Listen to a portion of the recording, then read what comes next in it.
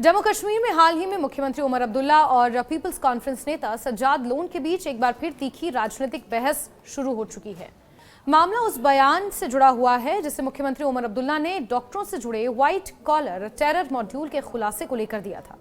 मुख्यमंत्री ने एक कार्यक्रम में कहा था कि इस मॉड्यूल का खुलासा खुफिया और सुरक्षा एजेंसियों ने नहीं किया, बल्कि ये एक युवती की शिकायत की वजह से संभव हुआ।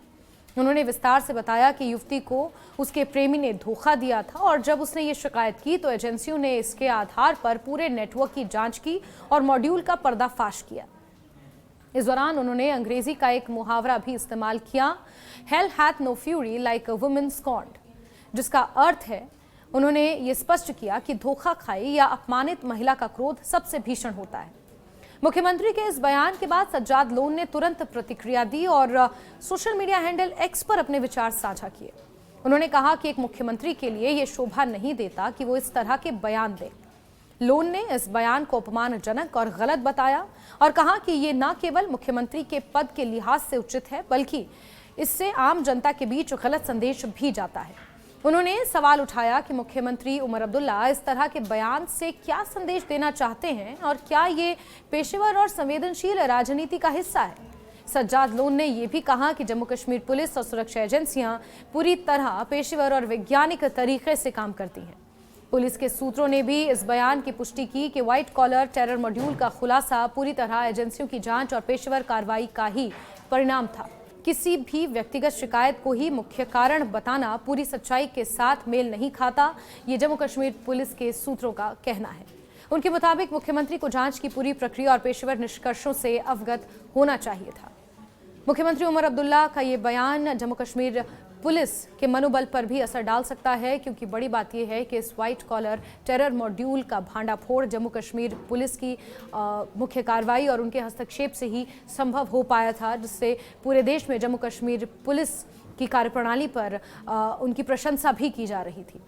जम्मू कश्मीर पुलिस के सूत्रों ने विशेष रूप से मुख्यमंत्री उमर अब्दुल्ला के बयान को खारिज किया और कहा कि टेरर मॉड्यूल का खुलासा केवल एक युवती की शिकायत से नहीं हुआ।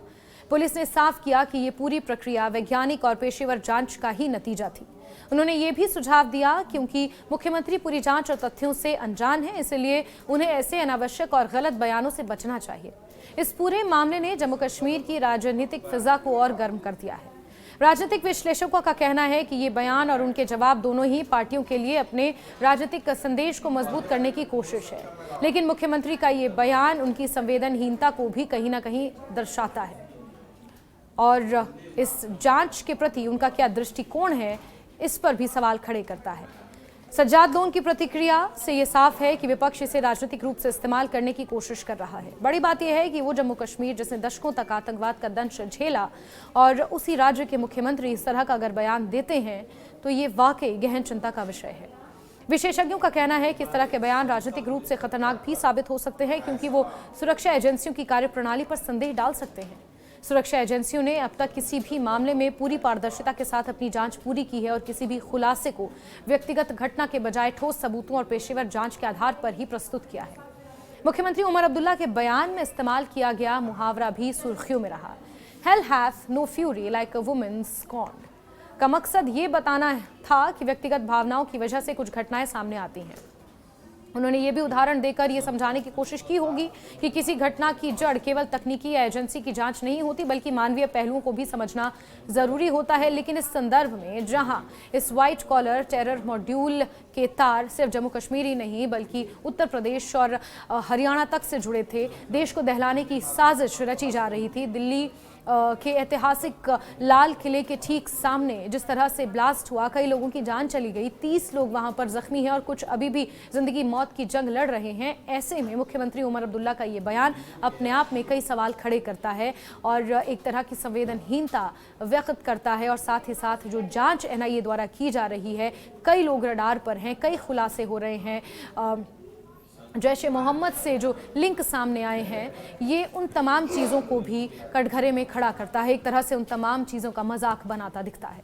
वहीं सज्जाद लोन ने इस बयान को राजनीति और पेशेवर जिम्मेदारी के खिलाफ बताया। उन्होंने कहा कि एक मुख्यमंत्री को हमेशा तथ्य और पेशेवर निष्कर्षों के आधार पर बोलना चाहिए। व्यक्तिगत घटनाओं या कथित व्यक्तिगत अनुभवों को पेश करना, खासकर सुरक्षा मामलों में, न केवल गलत है बल्कि जनता में भ्रम पैदा करने वाला भी है। इस विवाद के बीच जम्मू कश्मीर पुलिस ने यह भी स्पष्ट किया कि व्हाइट कॉलर टेरर मॉड्यूल का खुलासा उनकी लगातार की गई वैज्ञानिक जांच और पेशेवर कार्रवाई का ही परिणाम था। पुलिस सूत्रों के अनुसार किसी भी मॉड्यूल या नेटवर्क के खुलासे में व्यक्तिगत शिकायत के मुख्य कारण बताना पूरी प्रक्रिया को कमतर दिखाने जैसा है। उन्होंने सुझाव दिया कि मुख्यमंत्री जैसे बड़े नेता को ऐसे बयान देने से पहले एजेंसियों से पूरी जानकारी हासिल करनी चाहिए। वहीं राजनीतिक विश्लेषकों का मानना है कि ये विवाद केवल बयान तक सीमित नहीं रहा। चुनाव और राजनीतिक स्थिति के मद्देनजर विपक्ष और सत्ता पक्ष दोनों इसे अपने राजनीतिक संदेश को मजबूत करने के लिए इस्तेमाल कर सकते हैं आगे आने वाले समय में। मुख्यमंत्री का ये बयान संवेदनशील मुद्दों पर मानवीय दृष्टिकोण दिखाने का प्रयास हो सकता है, लेकिन विपक्ष इसे राजनीतिक रूप से चुनौती देने का मौका मान रहा है।